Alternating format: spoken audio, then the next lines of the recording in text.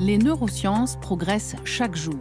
L'imagerie médicale montre l'intense activité cérébrale pour l'apprentissage, la mémoire ou le langage. Elle permet aussi l'observation de symptômes des cerveaux atteints de maladies dégénératives. Mais ce qui fait souffrir se voit-il forcément ? Au XXe siècle, la psychanalyse fonde son pouvoir sur la sombre puissance de l'inconscient. La localisation des compétences comme cause immédiate des troubles oublie-t-elle la vie psychique des individus ?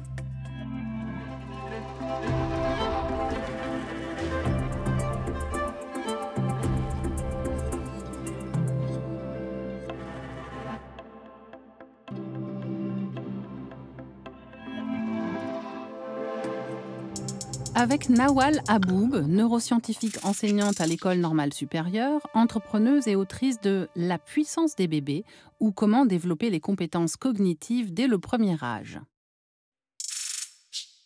Gabriela Pérez Acevedo, fondatrice de la méthode CPIM, Child Parent Interregulatory Method, pour améliorer les comportements parents-enfants. Et Christiana Fanelli, psychanalyste formatrice de psychothérapeutes, membre de l'Association lacanienne internationale. 3 visions pour un monde meilleur. Je m'appelle Nawal Habboub, je suis neuroscientifique de formation et j'ai fait toutes mes recherches, et je continue à les faire, sur le cerveau qui apprend dès la naissance jusqu'à l'âge adulte.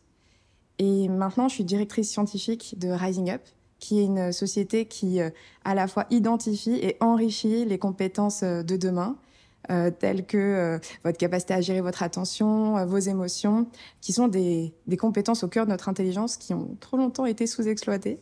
Mi nombre es Gabriela Lisset, soy psicóloga, realicé mis estudios de psicología en México. Posterior a ello, me especialicé en psicoterapia integrativa.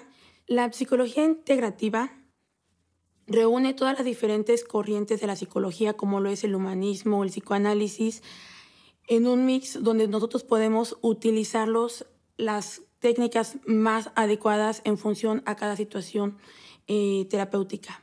Seguido a ello, estudié mi maestría en psicología, en neuropsicología en Bélgica. Mi chiamo Christiana Fanelli, ho alle spalle studi di letteratura, ho fatto un dottorato in filosofia e psicanalisi, ho incontrato la psicanalisi a Parigi, fatto i miei studi e la mia formazione fra Roma e Parigi. Sono adesso psicanalista praticienne AMA dell'Association lacanienne internationale, sono presidente dell'Association lacanienne internationale con sede in Roma e docente della scuola di specializzazione laboratorio freudiano per la formazione degli psicoterapeuti.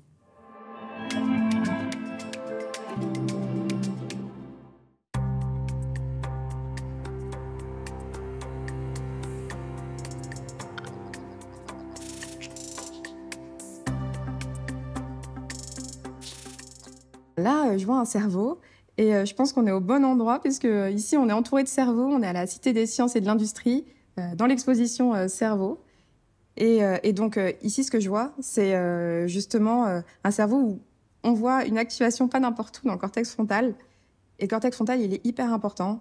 C'est une zone qui est un peu le chef d'orchestre. Et lorsqu'il ne va pas bien, malheureusement, on perd un peu ses traits de personnalité et ça altère un certain nombre de nos comportements. Et c'est une région qui nous aide à bien mémoriser. Esta es la parte la más evolucionada del cerebro y es la parte donde el medio ambiente tiene un rol muy importante, puesto que esta parte del cerebro se desarrolla por medio de factores genéticos y ambientales. Esta comienza a desarrollarse a partir de los 3 años de edad y termina de madurar hasta el final de la adolescencia, dejando una gran oportunidad al medio ambiente de poder moldear esta parte tan importante del cerebro, la corteza prefrontal, silla de las funciones ejecutivas. Estas son las que regulan la atención, la concentración, los comportamientos y las emociones. Y normalmente cuando trabajamos con los niños en psicología que tienen, por ejemplo, problemas de comportamiento o emocionales, pues es necesario conocer la base de estos que encontramos hoy en las neurociencias.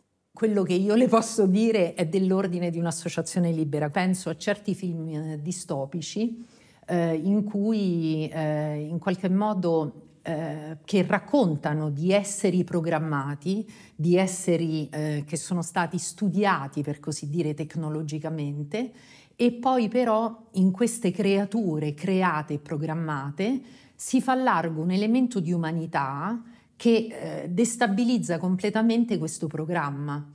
Questo per dire che secondo me la cifra essenziale dell'umano non sta in nessuna misurazione tecnologica, in nessun tentativo di programmarlo, ma sta in qualcosa che riguarda gli affetti, il linguaggio, la creazione, che troverà sempre un modo di farsi spazio.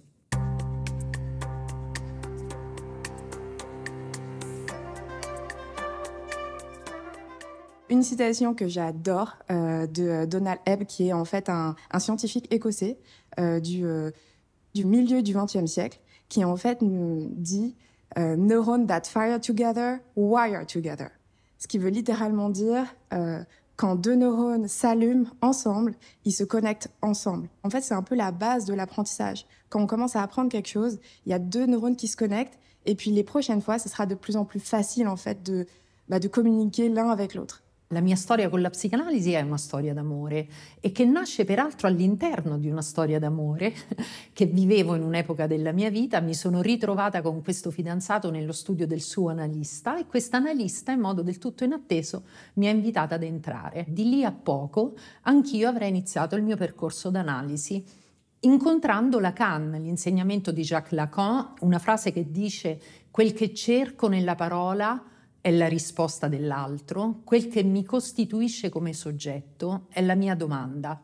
E questa è una frase che in modo molto semplice dice come le nostre parole si costituiscano in una domanda indirizzata a qualcuno, quindi ogni nostro atto di parola si inscrive in una relazione. Los aportes de las neurociencias en la comprensión de las emociones y de la percepción son necesarios para poder justificar las intervenciones que hoy podemos hacer en las emociones de los niños. Hubo una situación que me marcó durante mis estudios. En este momento, nosotros lo que aprendíamos en clase eran las técnicas que se utilizaban en psicoterapia de las corrientes que habían, que hoy son la base de la psicología. En este momento nos hablaba mucho del rol del cerebro en las diferentes dominios de la vida del niño, como por ejemplo las emociones, el comportamiento, sino que más entendíamos las dificultades emocionales, comportamentales, más desde un punto de vista contexto familiar u otros. Diagnostiquée autiste Asperger, la jeune Mexicaine Adara Pérez Sánchez possède un QI de 162, supérieur à celui d'Einstein. Diplômée de fin d'études secondaires à 8 ans, elle a été admise à 10 ans, en 2021, à l'Université d'Arizona. Un cas très isolé au Mexique où près de la moitié des élèves abandonnent l'école avant la classe de seconde. Près de 3 millions d'enfants travaillent pour aider leur famille. Nella vita, diciamo, le cose importanti spesso passano per una deviazione da una linea dritta. E qual è la deviazione di Freud? Immaginiamoci questo ragazzo che è un figlio della buona borghesia ebraica viennese, che fa degli studi molto lineari in medicina, si specializza in neurologia, brillante psichiatra, fa delle ricerche brillanti nel campo delle malattie nervose, ma a un certo punto vince una borsa di studio che lo porta a Parigi. E lì va alla Salpêtrière, dove incontra Charcot che tiene queste presentazioni delle cosiddette isteriche. I corpi di queste donne, che sono corpi distorti, contorti, paralizzati, contratti, corpi che però mettono in scacco il sapere della medicina, perché i loro sintomi non hanno una base organica. Freud intuisce che non è la neurologia che gli permetterà di curare quei sintomi. Capisce che quei sintomi mettono in scena un conflitto psichico tra un desiderio rimosso e diciamo le censure, le prescrizioni, gli ordini dell'educazione, della morale e della società.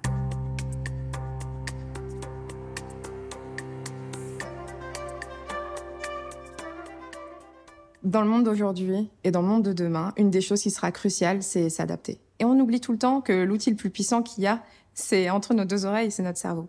Et nous, on s'est positionné là-dessus en disant finalement, en sciences cognitives, on a appris à décrypter le cerveau. Enfin, maintenant, on vous donne la possibilité que vous aussi, vous puissiez le faire. Les soft skills, comme le mot le dit en anglais, soft, doux, skills, les compétences douces, ce sont ces fameuses compétences transversales qui sont un peu impalpables, floues, qui sont autant être poli, arriver à l'heure, être persévérant, savoir gérer votre temps. C'est un peu toutes ces compétences qui sont pas liées dites à des tâches techniques. Mais en réalité, elles sont techniques ici, puisqu'il faut utiliser votre cerveau pour pouvoir le faire. Et pour ça, il faut apprendre à le connaître. Et il faut pouvoir justement arriver à bien se connaître, à bien décrypter comment on fonctionne pour pouvoir après agir et être meilleur. Gli antichi dicevano conosci te stesso, proprio perché siamo sempre sulla soglia di noi.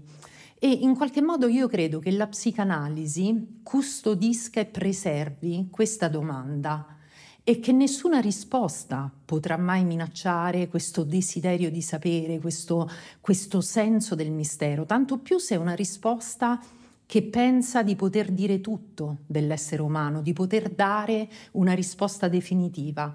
Penso invece che questa ricerca non approderà mai a una parola ultima e penso anche che però qui sta la chance di ciascuno di noi, perché vuol dire che ciascuno di noi potrà sempre trovare un'altra risposta, un'altra invenzione per fare fronte alle vicissitudini della vita, anche alle piccole catastrofi che la vita a cui la vita ci espone. E quindi penso che questa domanda sarà sempre più forte di qualsiasi risposta.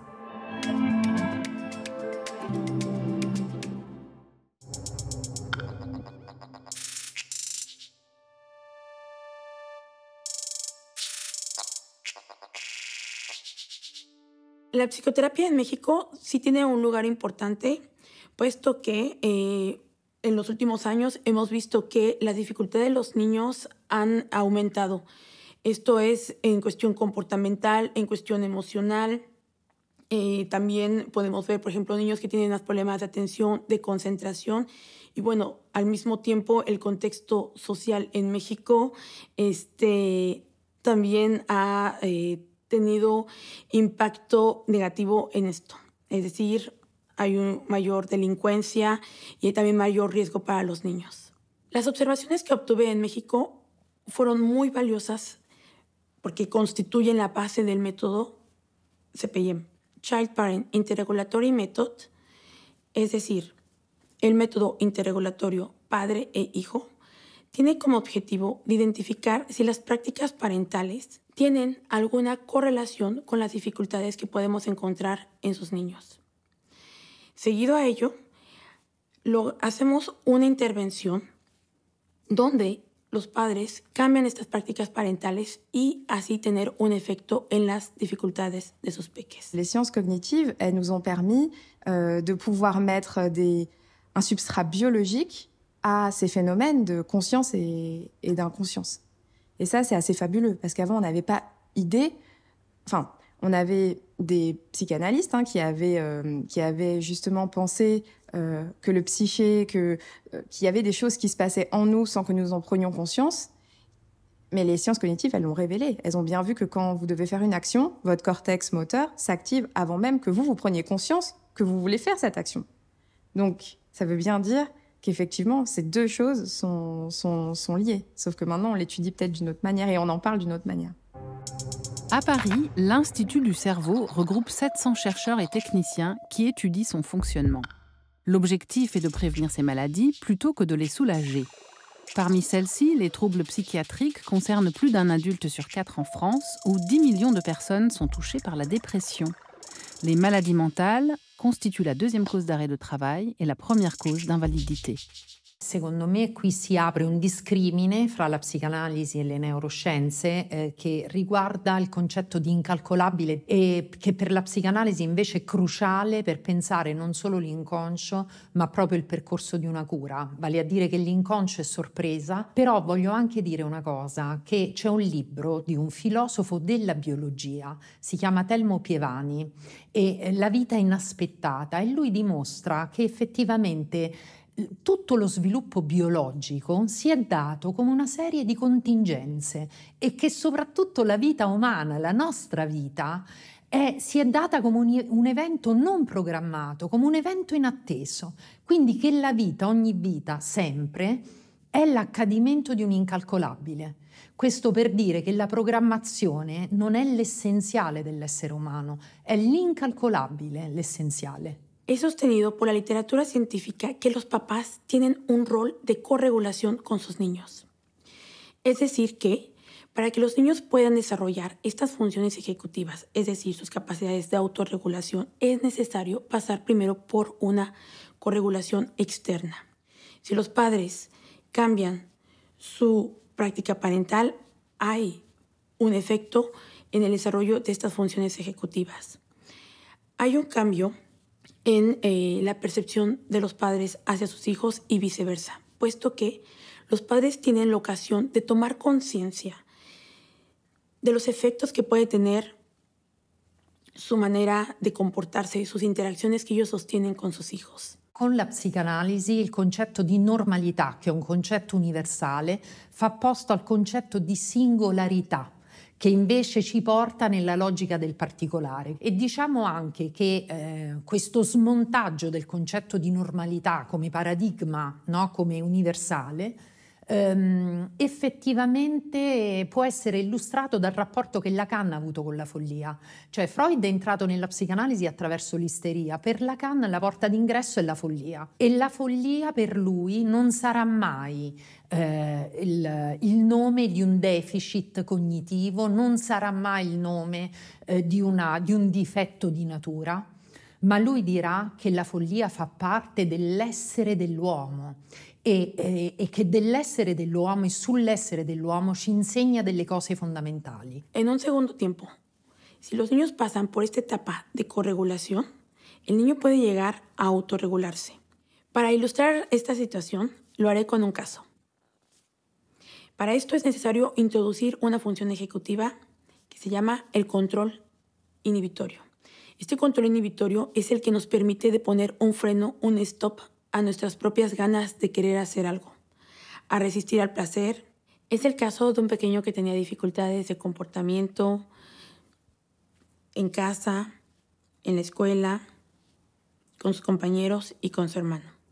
En este caso, nosotros identificamos que los padres no adoptaban la práctica parental que justamente ayuda a estimular este control inhibitorio. Haciendo el trabajo necesario con los padres y con el niño, pudimos lograr que ese niño pueda mejorar en su control inhibitorio. Au XIXe siècle, les scientifiques avaient déduit que les femmes étaient moins intelligentes que les hommes parce que leur cerveau était plus léger. Hélas pour eux, le poids de celui d'Albert Einstein était inférieur à la moyenne générale. À la mort du physicien, contre sa volonté et celle de sa famille, le médecin chargé de l'autopsie préleva le précieux organe et le découpa en 240 morceaux qu'il plongea dans des bocaux de formol pour les envoyer à ses amis. Leurs études microscopiques sur de fines lamelles ne donnant rien, les bocaux furent remis au placard pendant des décennies. Des recherches ont depuis révélé que le cerveau d'Einstein aurait eu une crête supplémentaire dans le lobe frontal. Quoi qu'il en soit, c'est à Freud que le génie de la physique écrivit en 1932 pour lui demander comment affranchir les hommes de la menace de la guerre. On a tous les mêmes cerveaux, on a deux lobes, on a deux hémisphères, on a un corps calleux, enfin, on a exactement la même forme de cerveau. Par contre, ce qui va différer, c'est qu'on ne va pas vivre dans les mêmes environnements. Et en fonction de ça, le cerveau ne va pas se développer de la même manière. Et on a appris, par exemple, que le langage, contrairement à ce qu'on imaginait, que le langage, ça venait comme ça aux enfants, on s'est rendu compte que pas du tout. En fait, le langage, il ne vient pas comme ça aux enfants. Le langage, il vient de la qualité des interactions qu'on va avoir avec eux et de la richesse du langage auquel ils vont être exposés. Et ça change toute la donne parce que ça veut dire que déjà, avant 3 ans, les compétences qui vont être essentielles pour eux, parce que le langage, c'est au centre de tout, se forgent déjà. Et 3 ans de vie, en fonction du milieu dans lequel on va vivre, ça va changer beaucoup de choses pour eux.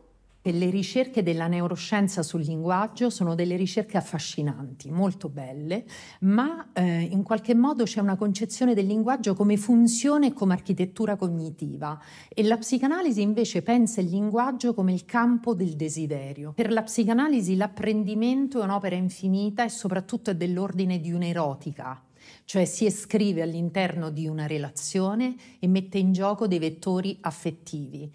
Cioè, adesso porto l'esempio di bambini che hanno disturbi dell'apprendimento. Molto spesso dietro il rifiuto di imparare c'è un grande disagio affettivo, quindi si rifiuta il sapere perché in realtà si rifiuta in qualche modo qualcosa della relazione con un altro. Quindi direi molto brevemente che c'è questa dimensione di erotica dell'apprendimento, qualcosa che passa per un amore e per un desiderio. En la práctica actual, normalmente, de manera tradicional, trabajamos las diferentes dificultades, por ejemplo, emocionales, con un especialista, por ejemplo, con el psicólogo. Las dificultades cognitivas con el neuropsicólogo, de manera que el niño puede tener al mismo tiempo 2 o 3 terapias al mismo tiempo. Sin embargo, para los padres, en el mundo actual, con el trabajo, con las responsabilidades que tienen en casa, es complicado, y mismo también para los niños, con las diferentes actividades que tienen en la escuela y en casa, es más complicado hacer 2, 3 terapias al mismo tiempo. Sin en cambio, podemos trabajar con una terapia que trabaja con la base, que es la responsable de regular estos diferentes dominios. Si después de esta intervención, que es corta, quedan dificultades, en ese momento podría ser transferido a un especialista que corresponde a la dificultad que queda, que no ha sido trabajada.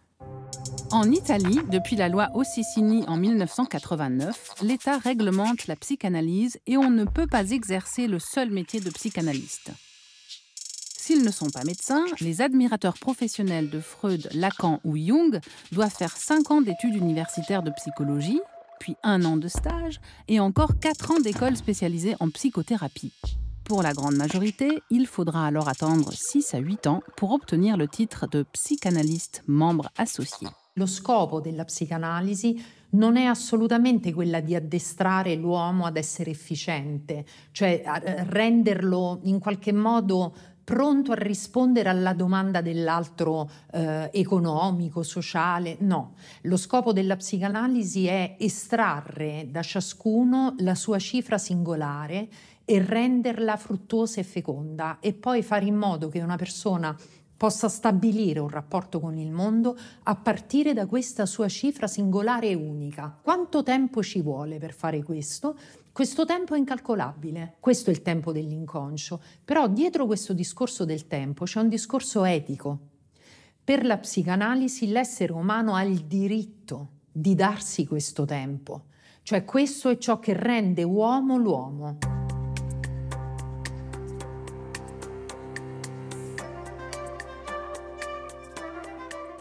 Le déterminisme social, c'est quelque chose qu'on a créé de la manière dont on a créé notre société. On ne naît pas comme ça, on le devient parce qu'on a une structure, parce qu'on a une société qui n'arrive pas à produire un système qui est égalitaire. Alors il y a des économistes qui ont mesuré l'effet d'investir dans la petite enfance, d'avoir des actions ciblées très tôt pour des enfants qui viendraient de milieux plus vulnérables.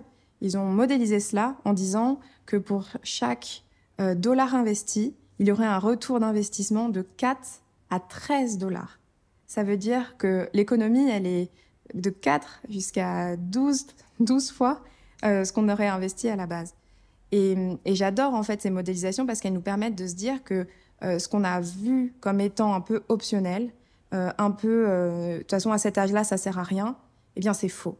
Parce que dans la petite enfance, quand justement on investit, qu'on met en place des choses, qu'on accompagne très tôt les familles, qu'on les aide, qu'on aide ces enfants qui n'ont pas les mêmes chances que les autres, eh bien non seulement, ça marche sur leur parcours scolaire, mais pas seulement, aussi sur leur santé, aussi sur leur capacité à pouvoir être dans des communautés, à pas être isolés. et aussi sur des choses autour des taux d'incarcération, de mamans qui vont avoir des enfants tôt. Ça va les aider aussi sur plein d'aspects. Las funciones ejecutivas son muy importantes y sobre todo en estos tiempos, puesto que son estas funciones las que nos permiten adaptar nuestro comportamiento a situaciones que son nuevas y complejas. Hay estudios que revelan que nuestros niños de hoy tienen menores funciones ejecutivas que nuestras generaciones anteriores. Sin embargo, los desafíos actuales son más fuertes que los desafíos que encontraban nuestras generaciones anteriores. Entonces, es necesario trabajarlas. Ce que j'aimerais en 2050, c'est me dire que cette période-là est ultra reconnue, valorisée. On se dit, oh, faut tout faire à cet âge-là parce que c'est là où il se passe des choses décisives. Et que quand on s'adresse à un enfant, on se dit pas, de toute façon, tu comprends pas. Parce que pour moi, c'est le respect des êtres humains. Je pense que ça, c'est une notion pour moi en 2050 où je me dirais, quand on arrivera là, quand on se dira, oui, je t'écoute, et de prendre le temps d'écouter un enfant et de lui parler normalement sans le prendre pour un enfant qui comprend pas ce que vous êtes en train de dire et qui n'est pas assez intelligent pour vous comprendre. Franchement, je pense que je serais super heureuse de voir ça. Se lo sviluppo tecnologico serve ad altri fini, a fini diversi dall'essere umano, allora l'essere umano ne pagherà le spese. Porterei ad esempio la chat di cui lei sta parlando, GPT, e la domanda che io mi pongo è: ma perché le persone allora sembrano così attratte da questa strada in cui c'è qualcuno che pensa e parla al posto tuo? E c'è una risposta che ci viene da un grande scrittore, Dostoevskij, che al suo grande inquisitore fa dire queste parole: l'essere umano non vuole essere libero, l'essere umano vuole obbedire, vuole qualcuno che gli dica cosa fare e come pensare. La scelta fa paura. Allora la psicanalisi come pensiero critico è proprio questo che incoraggia a scegliere, ad assumere in qualche modo la possibilità di creare.